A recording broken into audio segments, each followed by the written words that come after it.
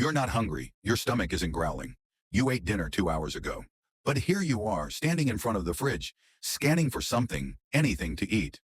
Here's the shocking truth. Up to 75% of our eating has nothing to do with actual physical hunger. We're feeding something else entirely. I'm going to show you what's really happening in your brain when you reach for that snack, and why understanding this could change everything. There are two completely different types of hunger, and most people can't tell them apart.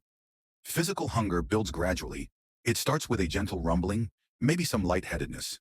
You become open to eating. A salad sounds just as good as pizza. Your body is genuinely asking for fuel. Psychological hunger? Complete opposite. It hits suddenly like a craving out of nowhere. It demands specific foods, usually something crunchy, creamy, sweet, or salty. Those chips in the pantry, suddenly they're calling your name.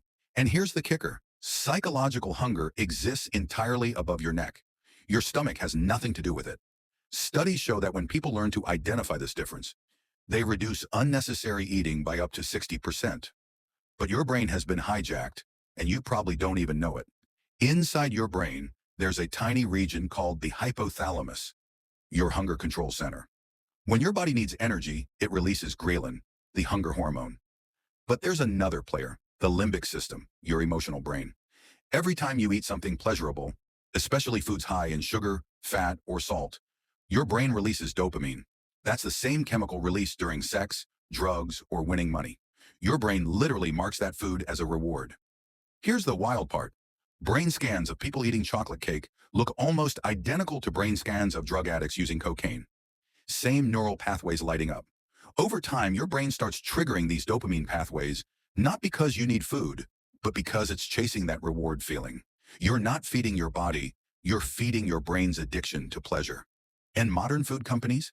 They employ food scientists whose entire job is engineering the perfect combination of sugar, salt, and fat to maximize your brain's dopamine response. They call it the bliss point. One study found that ultra-processed foods override your natural fullness signals, making you eat 500 more calories per day without even realizing it. Your brain has been hacked. But what triggers it? Stress is the #1 trigger. When you're stressed, your body produces cortisol, a hormone that increases appetite and cravings for high-calorie foods. It's a survival mechanism from our ancestors. Problem is, your brain can't tell the difference between a work deadline and being chased by a predator. Research shows chronic stress can increase calorie consumption by up to 40%. Then there's boredom. Your brain craves stimulation. When there's nothing interesting happening, eating becomes entertainment. Studies show people eat up to 52% more when they're bored. Loneliness and sadness, food becomes a companion. Ice cream doesn't judge you. There's a reason we call certain foods comfort food. They trigger serotonin, the happiness chemical, providing temporary emotional relief. Fascinating fact. Someone who's lonely eats an average of 500 more calories per day than someone who feels socially connected. But you're not just eating your feelings. You're also eating your habits. Your brain creates conditioned responses, automatic behaviors triggered by specific cues. Ever crave popcorn the moment you sit down at a movie theater? That's not hunger. That's conditioning. Common patterns. Coming home from work equals snack time. Watching TV equals eating something crunchy. Feeling stressed equals reaching for sweets.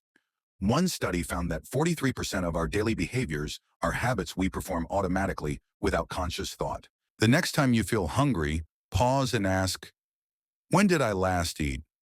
Less than 3 hours equals probably not physical hunger. Would I eat plain vegetables right now? If no, it's psychological. What am I actually feeling? Stressed? Bored? Sad? Real change doesn't come from another diet.